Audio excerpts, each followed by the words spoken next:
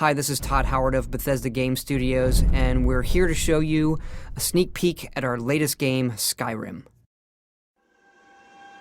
Each time we do a new Elder Scrolls game, we like to start fresh, and Skyrim is no different. Coming off of Oblivion, and then the team did Fallout 3, we had a huge list of things we knew we wanted to do technically with the current generation of hardware and PCs to bring a virtual fantasy world to life. So we've rewritten the render, we've rewritten all the gameplay, the scripting language, the faces, the foliage, and all this comes together in our new engine we call the Creation Engine.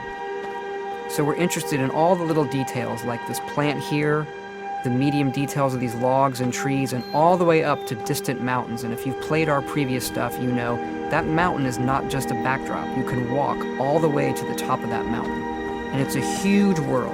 Like our previous games, you can create any kind of character you want and then go do what you want. The game's primarily designed as a first-person game, but you can also play in third person.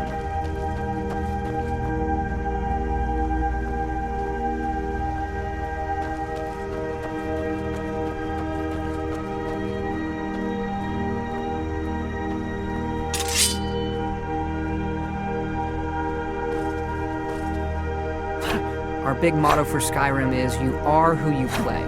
So whatever you have in your hands, or whatever you're using, you're going to get better at, and then you're going to level up. The right trigger does your right hand, and the left trigger does your left hand.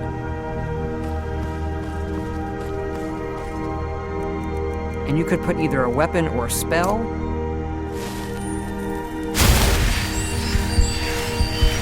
You can also dual-wield spells. And what's really cool here is, if you put the same spell in both hands and pull both triggers, you can get a bigger, more powerful version of that spell. Up here we have standing stones. There are 13 of these throughout Skyrim's landscape, and they give you special abilities, but you can only have one of these active at a time.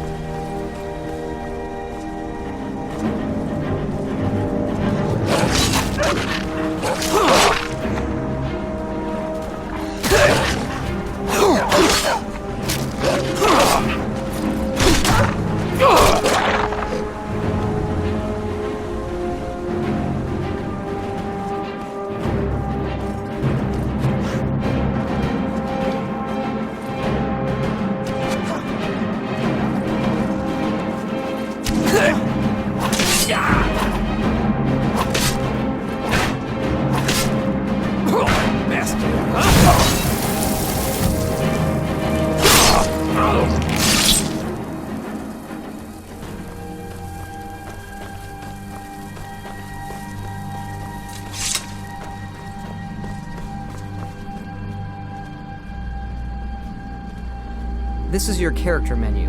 Here you can see all your items, not just what they do stat-wise, but also what they look like. Each of the thousands of objects you can find can be zoomed in, rotated, and looked at in high detail.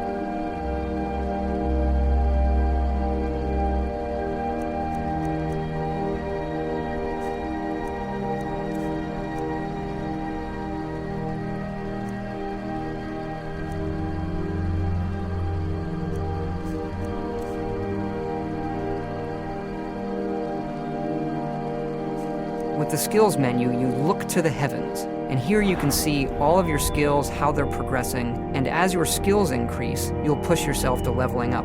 The higher the skill, the more it affects your level progress. And when you level up, you get to pick a perk. Each of these skills has its own perk tree.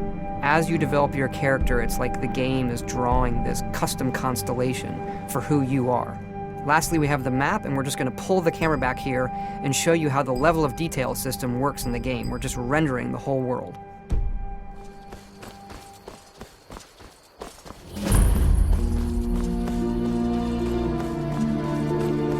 dragon! I saw a dragon! What? What is it now, Mother? You keep on like this. Everyone in town will think you're crazy. I've got better. Ain't every day we get visitors in Riverwood. Gerda's family first settled here as woodcutters a few generations ago. She and Hod run the mill. I make a decent living sharpening axes and fixing the sawmill.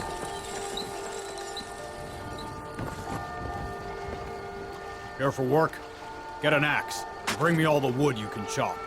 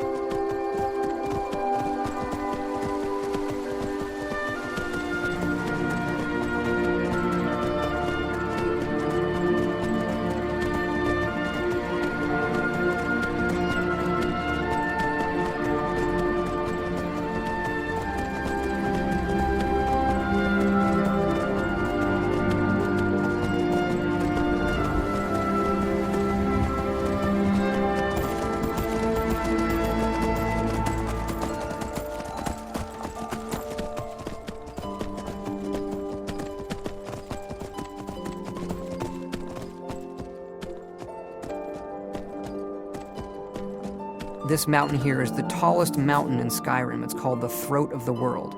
It is home to the Greybeards, who are masters of the voice.